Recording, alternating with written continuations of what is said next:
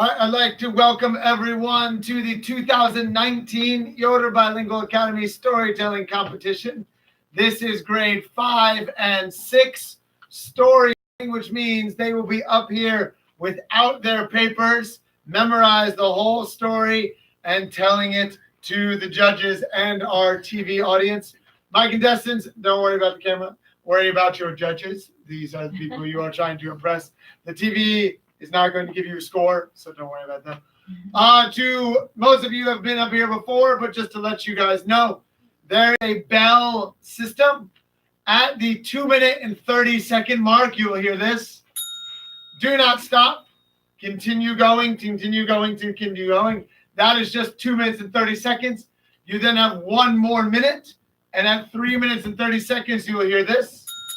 All right, and that means your time has run out. If you want to keep telling the story, that's fine. Don't stop. Just keep going. That's the 2-minute and 30-second mark. You will have 1 more minute. This is a storytelling competition, so you may have actions, you may have gestures, you may really tell it and get into the story. To make it clear for you, grade 5 is against grade 5. Grade 6 is against grade 6. There are 2 competitions at the same time. So grade 5 will have a first place, second place, third place, and fourth place. In grade 6, you will have first place, second place, third place, fourth place, and fifth place. Okay? We are missing one of our 6th grade contestants because they are out riding bike. Right? Isn't that why she's not here? Yes. So there's only 5 of them, and there are 4 of the 5th grades. All right, so before we get started, let me introduce the judges. These are the people you are talking to. These are the people you are impressing. So make sure to be looking at them. Don't spend your whole time looking at the camera. The camera doesn't care. All right. So, versus Dr. Catherine Chen. Then Miss Liu Yue. And Mr. Young Tong Yu. Hi, good morning. All right, so they are your judges. Please stand in the front and center. Don't stand off to the sides. All right, it is just in order of the numbers you have on your person. So to start our 5th grade competition, it is 5A Hunter. Yes, go. It is your time. Hello, everyone. I'm number 1. Today I'll tell a story called The Foolish Blackbird. Ting and Tang are 2 hungry blackbirds. They are looking for food. They fly everywhere. They see a cake on the ground. They quickly fly down. Go away, says Ting. I see the cake first. No! I see the cake first, said Tang. The birds quarrel over the cake. Monkey passed by. He wants to eat the cake too. He thinks of a plan. He goes up to Ting and Tang.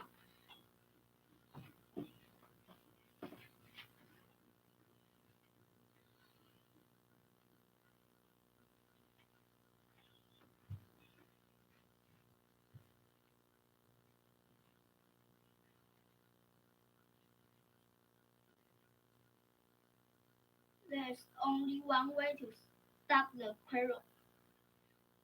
He breaks the cake into 2 pieces. The piece in its right hand is bigger, and the piece in its left hand is smaller. He eats a piece of cake in his left hand. Now the cake in its left hand is bigger, and he eats a bit of cake in his left hand. Now the cake in its right hand is bigger. He continued eating. Soon, there's only 1 small piece left. But Ting and Tang look unhappily.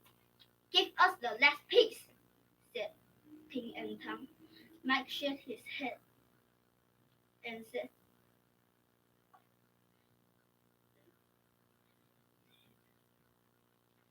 this for helping you stop the quarrel. Next time, don't quarrel of small things. And he runs of living things and time. Thank you, everyone. Great, very nice, Hunter. All right, next up from 5A is Anna.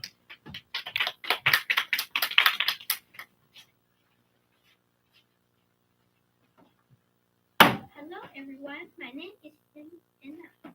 Today, I'm going to tell you a story. Santa's computer travel. One evening before the Christmas Eve, Santa and the elves were sitting around the fireplace in Santa's den. Bonnie said that her job was almost over for the year. Said, I wish I could go with you to deliver presents to all the boys and girls around the world. Santa and all the elves agreed. Santa stopped and thought for a moment. And then he got the idea.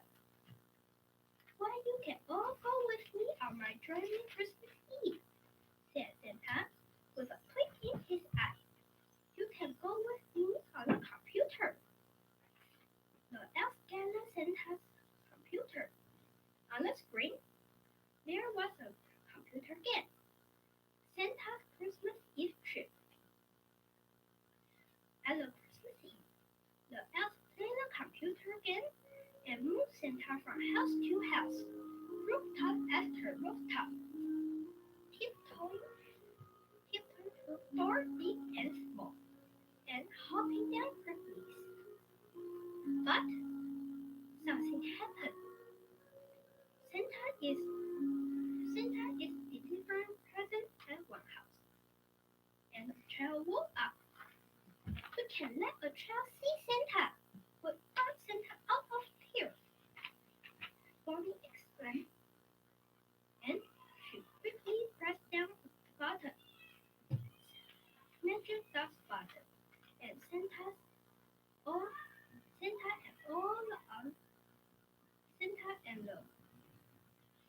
the present on the tree was gone. All the elves cheered. Woohoo! Because they were happy that Santa had not been seen by a child. Thank you.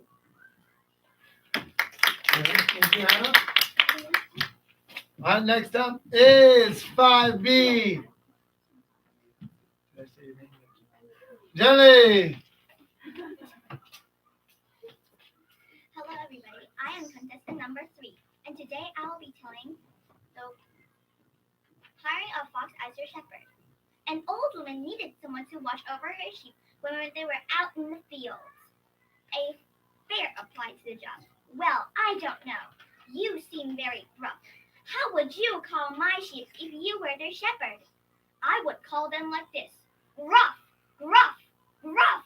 Oh, no. That would scare my sheep. They would all run away. I do not want you to be my shepherd. A wolf applied to the job. Well, I don't know. You seem very snarly. How would you call my sheep if you were their shepherd? I would call them like this.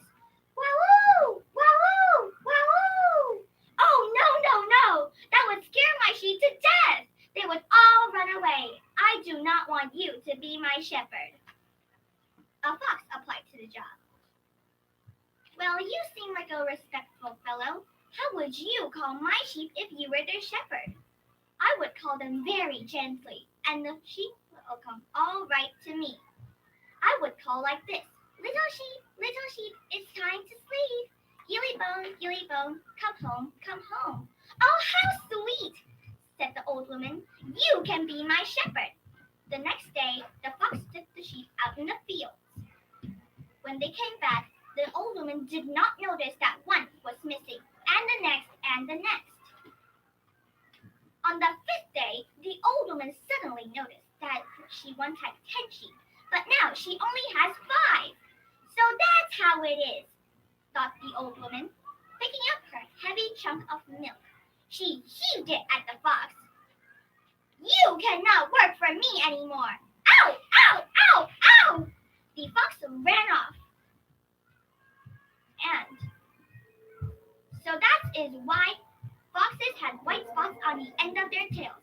That is where the old woman splashed him with the chunk of milk. And everyone knows, if you want your sheep to come home safely, do not hire a fox as your shepherd. Thank you. Thank you, Debbie. All right, next up is 5B. Renee.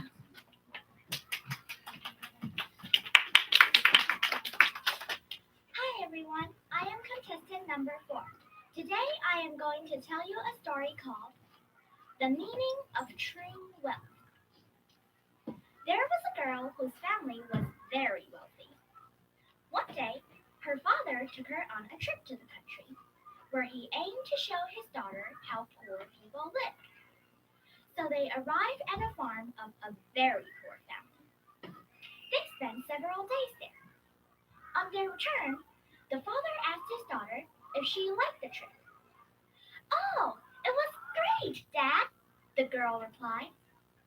"Did you notice how poor people live?" the father asked. "Yeah, I did," said the girl. The father asked his daughter to tell in more detail about her impressions from their trip. "Well, we only have one dog, and they have 4 of them. In our garden, there is a pool, while they have a river that has no end. We've got expensive lanterns, but they have stars above their heads at night. We have the patio, and they have the whole horizon," the daughter replied in delight. She further added, "We only have a small piece of land, while they have endless fields. We buy food, but they grow it. We have a high fence for protection of our property, and they don't need it, as their friends protect them." The father was stuck. He could not say a word. Then the girl added, "Thank you, Dad, for letting me see how poor we are." This story shows that true wealth, as well as happiness, is not measured by material things. Love, friendship, and freedom are far more valuable. Thank you. Very nice. Thank you, Renee. All right, that was our grade 5 contestants. Very nice, grade 5. We are now moving on to grade 6. Grade 6, again, is still a storytelling competition. So we will start with grade 6A. Janet.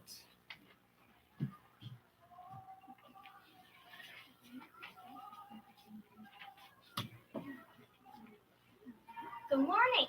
I'm number 5. This morning, I'd like to tell a story about a little duck and a frog. I hope you enjoy it. Once upon a time, long, long ago, in a land far, far away, there lived a mother duck and a father duck. The mother spent her day sitting on her nest, keeping her 7 new eggs nice and warm. She waited patiently for them to hatch. The father duck? Well, we don't know too much about him. He was around somewhere, I guess. Anyway, one day, there were 7 loud cracks. And suddenly, there were 7 hungry little ducklings in a nest. "Oh my goodness!" cried the mother duck. "At last you've all hatched, and you're all so cute and beautiful. Oh, except you, number 7. I'm not saying you're ugly, but, well, I guess I am saying you're ugly. You're one ugly little duckling," said the mother duck. But the 7th duckling just didn't care. He knew that one day he would probably grow up to be a beautiful white swan with a beautiful white wings and a long, beautiful neck. He would be bigger and more beautiful than any of his brothers or sisters. As it turned out, though, he really just an ugly little duckling. And when he grew up, he's just a very ugly big duck. Now, not far away, on the same pond, there was a little green frog. One day, when he was sitting on his lily pad trying to catch some flies, he saw a beautiful princess sitting by the pond. He hopped in the water, swam over to her, and poked his head out of the weeds. "Pardon me, oh beautiful princess," croaked the frog in his most pathetic voice. I wonder if you could help me. The princess was about to jump up and run away, but she felt sorry for the little frog with his big, sad eyes and pathetic, croaking voice. So she asked, "What can I do to help you, little frog?" "Well," said the frog, "I'm not really a frog, but a handsome prince who was turned into a frog by the wicked witch's spell. And the spell can only be broken by the kiss of a beautiful princess." The princess thought about this for a second. Then she lifted the frog and gave him a big fat kiss. "Just kidding," said the frog, and he jumped back into the pond. The princess wiped the frog's slime from her lips. Thank you for listening to my story. I hope you enjoy it.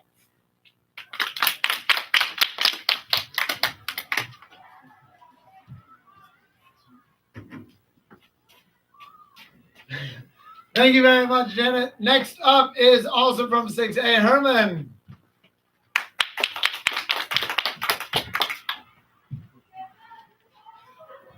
Good morning. I'm number 6. This morning, I would like to tell you a story about a prince and a little bird. The story is called The Happy Prince. High above the sea stood the beautiful statue of the Happy Prince. His eyes were 2 sparkling red rubies, and his whole body was covered with leaves of gold. One night, a little swallow flew over the city. "I'll join my friends in Egypt tomorrow," said the little bird to himself. "But for tonight, I must find somewhere warm to sleep." As he fluffed his feathers and prepared to sleep, a drop of water fell on him. "What? Is it raining?" thought the little swallow. But then he looked up and saw the tears were running down the golden cheeks of the prince. "Who are you?" he asked. "And why are you crying?" "When I was alive," said the Happy Prince, "I lived in a castle far from the city, and knew no sorrow or suffering. They called me the Happy Prince. When I died, they placed me up high on this column, and from here I can see all the ugliness and misery of my city. Although my heart is made of lead, I cannot choose but to weep. Little swallow," he continued, "please take some of my gold and give them to the poor people of the city." "But I have to go to Egypt now," cried the little bird. "Please, little swallow," pleaded the Happy Prince. "Just one night." "Very well," said the swallow. "I will stay just one night, but the next I must depart for Egypt." The following night, the prince sent another vision for the little bird, who once more promised to stay just one more night and help. After 2 weeks, there was still more gold left on the Happy Prince. "Little swallow," cried the prince, "please take out my ruby eyes and give them to me." "Dear prince, I cannot do that," cried the swallow and began to weep. "Swallow, do as I command," said the prince. When the swallow returned, he said to the prince, "You are quite blind now. I will stay with you always," and he slept at the prince's feet. In the morning, the mayor of the city was walking by the statue of the Happy Prince. "How old and shabby he looks," shouted the mayor to his workers. "And look, there's a dead bird at his feet. Take the bird and the statue to the trash heap."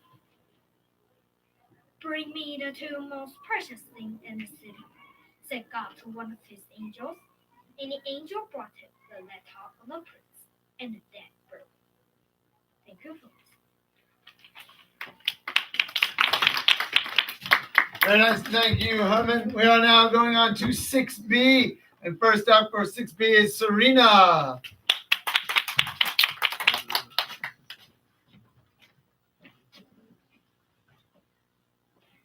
Good morning. I'm number 7. This morning, I would like to tell you a story about a little dog and a frog. I hope you enjoy it. Once upon a time, long, long ago, in a land far, far away, there lived a mother dog and a father dog. The mother spent her days sitting on her nest, keeping her 7 new eggs nice and warm. She waited patiently for them to hatch. The father duck? Well, we don't know too much about him. He was around somewhere, I guess.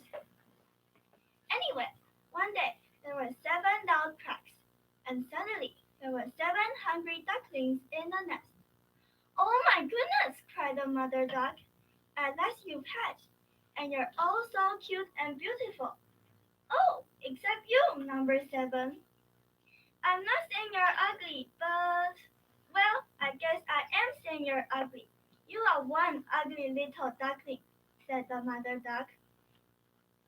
But the 7th duckling didn't care. He knew that one day he would probably grow up to be a beautiful white swan with beautiful white wings and a long, beautiful neck. He would be bigger and more beautiful than any of his brothers and sisters. As it turned out, though, he was just a very ugly little duckling. And when he grew up, he was just a very ugly big duck. Now, not far away, on the same pond, there was a little green frog. One day, when he was sitting on his lily pad, trying to catch some flies, he saw a beautiful princess sitting by the pond. He hopped in the water, swam over to her, and poked his head out of the weeds. Pardon me, oh beautiful princess, croaked the frog in his most sad and pathetic voice. I wonder if you could help me. The princess was about to jump up and run away, but she felt sorry for the little frog with his big sad eyes and pathetic croaking voice. So she asked, what can I do to help you, little frog? Well, said the frog, I'm not really a frog, but a handsome prince who was turned into a frog by a wicked witch's spell. And the spell can only be broken by the kiss of a beautiful princess. The princess thought about this for a second. Then she lifted the frog from the pond and gave him a big fat kiss on his froggy lips. Just kidding, said the frog. Then he jumped back into the pond. The princess wiped the frog slime from her lips. Thank you for listening to my story. Thank you, Zarina. Next up is Amy.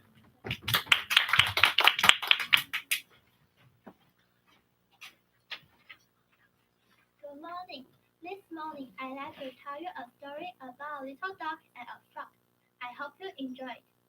Once upon a time, long, long ago, in a land far, far away, there lived a mother duck and a father duck. The mother spent her days sitting on her nest, keeping her 7 new eggs nice and warm. She waited patiently for them to hatch. The father duck? Well, we don't know too much about him. He was somewhere, I guess. Anyway, there were 7 loud cracks, and suddenly there were 7 hungry little ducklings in the nest. Oh my goodness, cried the mother duck. At last you've hatched. You are so cute and beautiful. Oh, is that you, number 7? I'm not saying you're ugly, but, well, I guess I am saying you're ugly. You are one ugly little duckling. But the 7th duckling didn't care. He knew that one day he probably would be a beautiful white swan with a beautiful white wings and beautiful long neck. He would be more beautiful than any of his brothers and sisters. As it turned out slow, he really was just a very ugly little duckling. And when he grew up, he was just a very ugly big duck. Now, not far away, on the same path, lived a little green frog. One day, he was sitting on his lily pad, trying to catch some flies. He saw a beautiful princess sitting by the pond.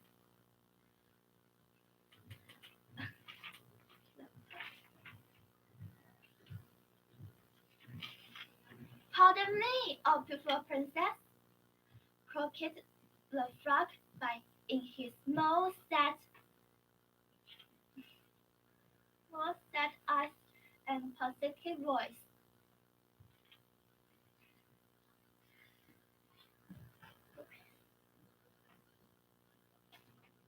I wonder you could help me. The princess softly above the second. Then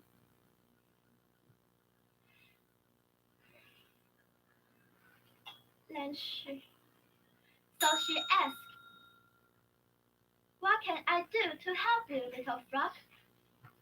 "Well," said the frog, "I am not really a frog, but a handsome prince who was turned into a frog by a wicked witch's spell. The spell can only be broken by the kiss of the beautiful princess." The princess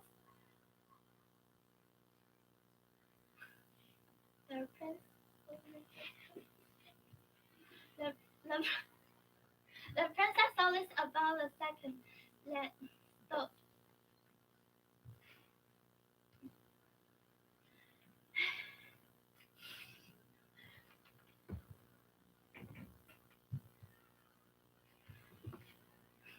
the prince. Thank you for telling my story.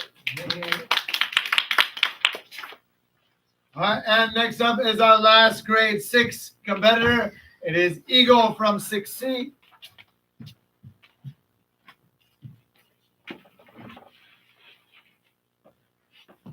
Hello everyone, I'm number 9. Today I would like to tell you a story of a brave prince and his dog, the legend of Gellert. Long, long ago, there was a brave prince whose name was Llewellyn. There were 3 things that Prince Llewellyn loved than anything else in the world. He loved to hunt, he loved his baby son, and he loved his hunting dog, Gellert. One day, the prince prepared to hunt as usual, but this time he did not take Gellert with him. "I will not take you hunting today," said the prince. "I have seen wolf tracks near the castle gate recently. Stay home and protect my son. Guard him well, Gellert, until I return." Gellert's tail thumped the ground slowly, and then he took his place beside the baby's cradle. It was late when the prince returned home from the hunt. He ran to see his son and his dog and rest in front of the great fire. But as he entered the room, his eyes beheld a terrible sight. The baby's cradle lay on its side on the floor, the blanket torn into pieces and red with blood. There were no sign of his baby son. As Llewellyn stood staring in shock, he felt a soft, warm nose against his hand. He looked down to see Gellert's eyes looking up at him. The prince was horrified to see red blood stain the dog's mouth and paws. "You hound from hell!" roared the prince. "You have killed my son!" He took his sword from his belt and plunged it deep into Gellert's side. The dog fell to the ground. At that very moment, the prince heard a soft crying from behind the overturned cradle. At once, he ran to see the cradle and pick up a blanket on the floor. Underneath was his son, alive and unharmed. Nearby on the floor was the body of a huge wolf. "What have I done?" cried the prince. He knelt by Gellert and gently stroked his faithful friend. Picking up the warm body, he took him outside the castle ground and buried him in the castle land. "Goodbye, my loyal friend," whispered the prince. He took a large stone and wrote Gellert's name on it. It is said that the prince never smiled from that day forward. Thank you for listening. Thank you very much, Eagle. All right, so that is the end of the grade 5 and 6 storytelling competition. I'd like to give all the competitors another round of applause. Something a lot of people don't think about when they think about the story competition is for grade 1 and 2, they have a lot of time to practice. For grade 3 and 4, they still have a lot of time to practice. But 5 and 6 students, you have a lot more other stuff that you have to do, right? You have a lot more classes, a lot more homework. So it is not as easy for you to practice for it. So even though some of you guys forgot it, some of you guys stumbled through it, it was still a very nice showing. I know all of you worked very hard. So again, you guys did a wonderful job. Why we are letting the scores get tallied up before we find out who gets our trophies and our prizes and our certificates, I will let the judges come up and talk to you a little bit about what they thought, what they saw. This time I'll mix it up just because we've always done it the same way. I will start. Well, Miss Lou, you may come first.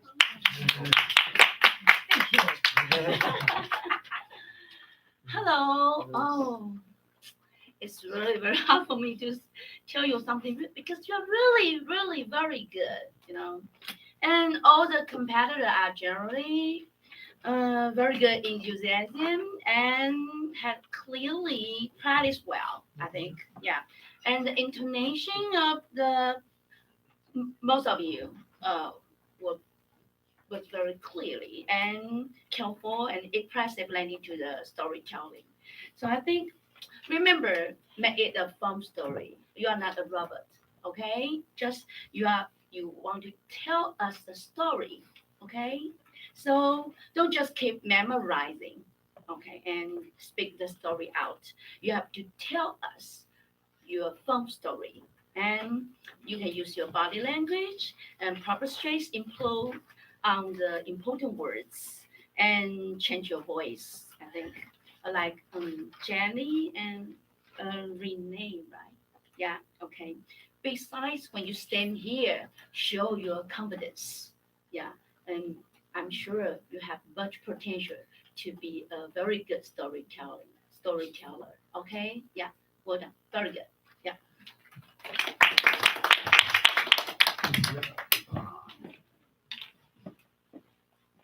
Hi, good morning, my dear judges and colleagues. Hi. Good morning. Hi, morning. Good morning. I have to say you really impressed me because I was thinking at your age, like you, if I was like your age, I wasn't able to stand here. It was so difficult to be so brave to stand here. But you all did, and you all did a very good job. You deserve a round of applause. Really. And what I would like to say some points about what I just observed here is that some of you have very, very good vocal emotions, which means that when you're telling the story, you have your emotions in your voice, and I can feel it, the terror, the horror, or excitement. I can feel that. That's really good. And okay. And I think you're all really well prepared, You memorize a lot and you work very hard to make it natural. Okay, that's one thing. Very nice. And I know some of you were just too nervous to stand here and to finish it. But it's okay. If you just forgot it and try, you can change your plot on the spot, okay? You can say whatever comes to your mind. Don't just let it stop. Because we want to know the end of the story. And you did very good at the beginning, and we want to hear you finish it. You really did a good job. Okay, and some of you have I think you need more ups and downs in your voice, not plain voice, throughout the whole story. That makes it not that good. If your story have ups and downs in your voice, then we listeners may get more into your story, and some of your body movement. If you do it, then do it big, not just very little. It doesn't really help. to enhance your story. Okay, and oh, some of the speakers have very good eye contact. You know, when you're telling the story, you look into your audience. Okay, that makes you connect with your audience. Not just okay, I'm telling story here, but you're sitting over there and listen. Okay, eye contact will connect you with your audience. Okay, you all did a very good job today. Thank you.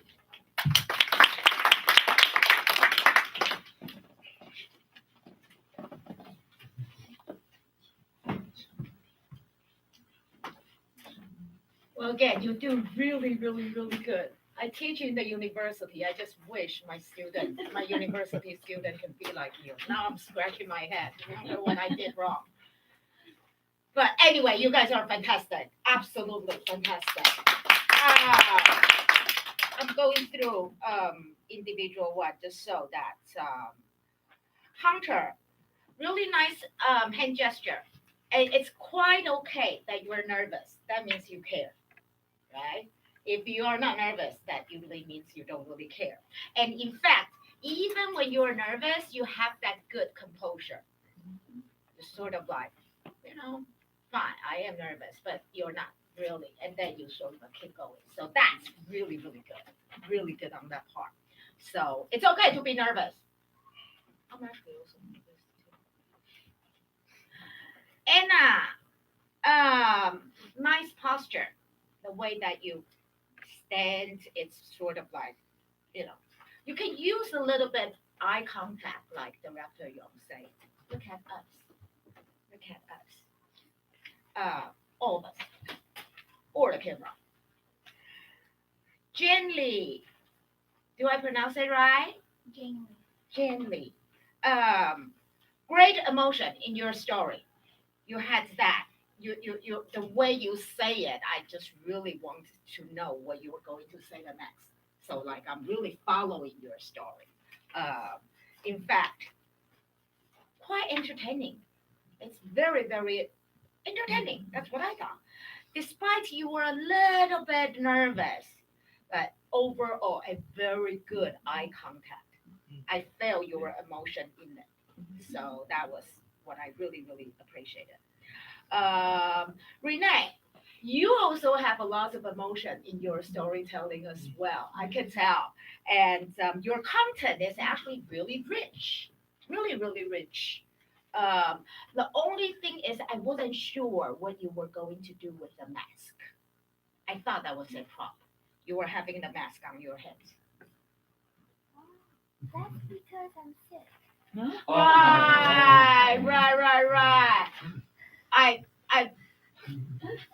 I wasn't sure what to make of that when you have it on your hand. That's it. But otherwise, great emotion, very rich content. Very rich content. Janet, wait a minute. That's fifth grade, right? Yep, that was So fifth now I'm moving on to the sixth grade. Janet, great eye contact.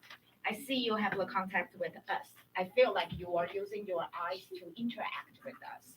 And your voice rate is quite nice as well. And the loudness, the volume is actually loud enough. One thing that I may work on is the TH sound. The words with a TH in there, that you can stick your tongues out, that's no problem. So, but great eye contact, I appreciate that. Herman.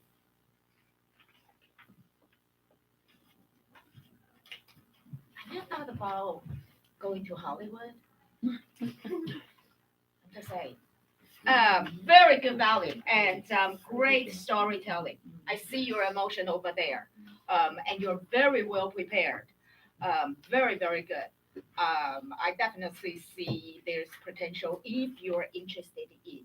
So add it. Very good. Your hands clench a little bit, but minor, very minor. Serena, I really appreciate you actually stand up straight. Right, many people like it. It's like easy to like be the hunchback, but you actually stand up very well, and I appreciate that. the composure is quite nice, and the value is it's quite good. Can use a little bit eye contact though, seemingly like you are memorizing, but I really appreciate. Just reminds me, I also need to stand up straight. So very nice. Amy, I got to praise you, even though you were nervous, but you keep it so well. You stand over here, you maintain your composure.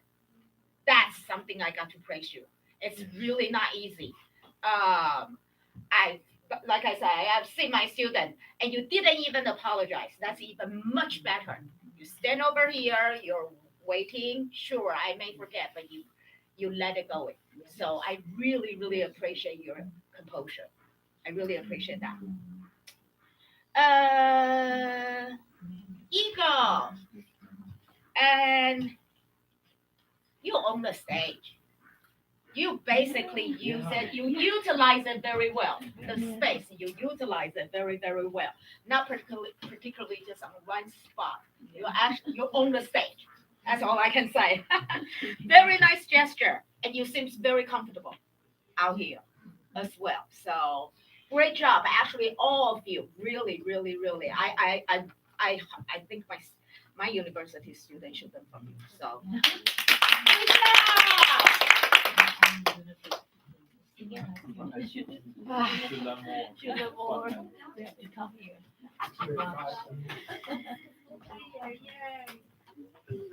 And we learned a lot from you. Yes, thank you. Thank you. The scores are getting finished up, so we will just hang out for a minute while they finish their scores. I'm not just gonna stay up there and talk. For some reason.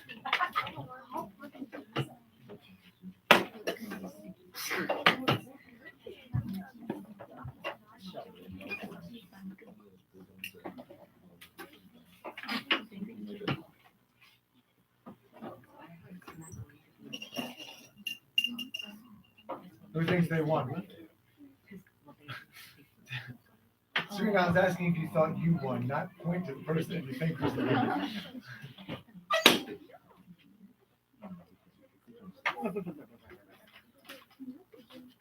Is it different than the reading competition? I don't know.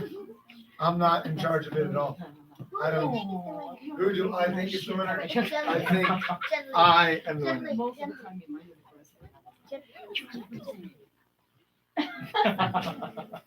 I don't know. It's totally Which one? This one or this unique? Which one? I hope I'll get second. Come on. It was so long ago. When you guys told the story, it was so long ago. I can't remember all that time. Yeah, it was almost.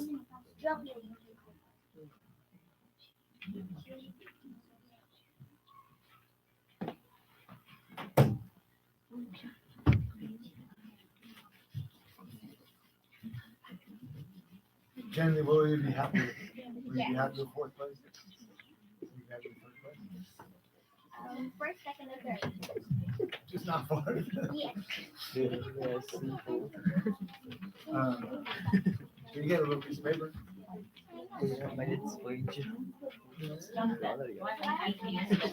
I will wait for you. Yes. No, you have time. Oh, no, we're done.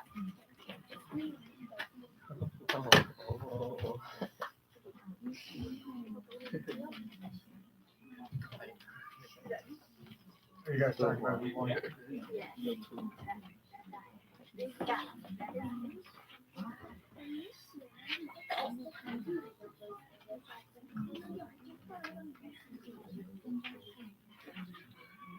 Did you have fun? That's what's important. No, it was not fun. You're supposed to have fun, though. That's the whole idea. Okay, fine. You wanna know my favorite part is? When Eagle caught the cameraman sleeping. Eagle caught the cameraman sleeping. Because Eagle was walking back and forth and they weren't looking at the camera. So he kept walking off camera. That was my favorite part.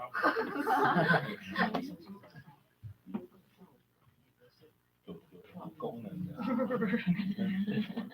was watching on the TV and watched people just walk away. Walk back on. First place in first grade was. First grade was maybe Silver shark. maybe Jackie. Silver shark. So it was not first place. Shark is second. What was I don't know. I didn't memorize every place. I didn't write it down. your what was first grade? First grade, Fourth. fourth grade, crayon. Was it second Annie? No, Annie's not in the company. Korea. Summer was fourth grade. Jesse was the winner. Where was Summer? Don't remember. Grace wasn't in.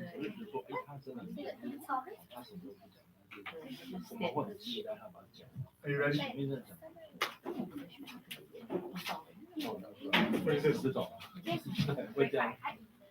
I will start with grade 5. We have honorable mention, third place. I've already done the throw right here. So in our honorable mention is Hunter. Stay up here, Hunter. We're gonna do a picture later. Stand right there. Perfect. All right, in third place is Anna. You know, Anna, you get a beautiful medal. I'll try not to hit you in the face with it. There you go. In second place, are you guys ready? Is Renee.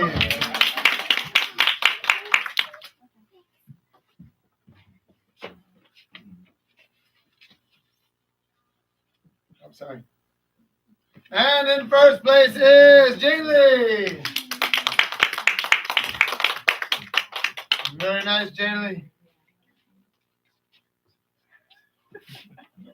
All right, good. And my judges, please come up.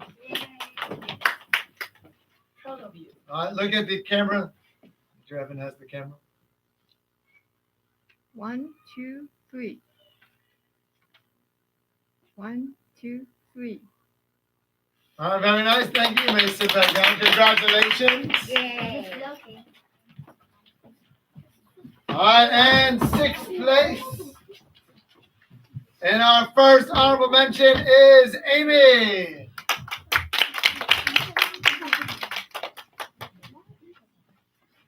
There you are. And our next honorable mention is Serena.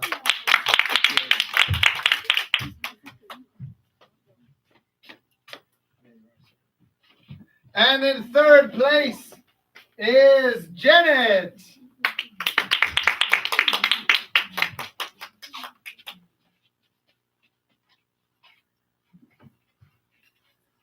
Very nice, Janet.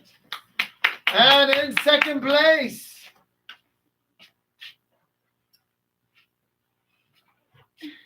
you guys ready? Is second place Herman.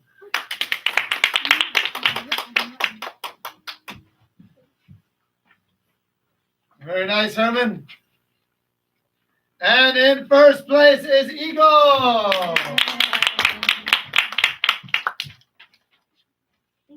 You're on. There you are. Eagle. All right, you guys take about a half step forward. Judges, please. Okay. That was a lot more than a half step. Stop walking forward. Back up. We're too close. Okay. All right, perfect. 1, 2, 3. 1, 2, 3. All right, very nice.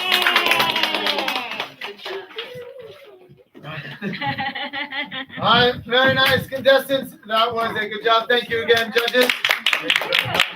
All right, you guys may go back to your classes. Show off your hardware. What do we do?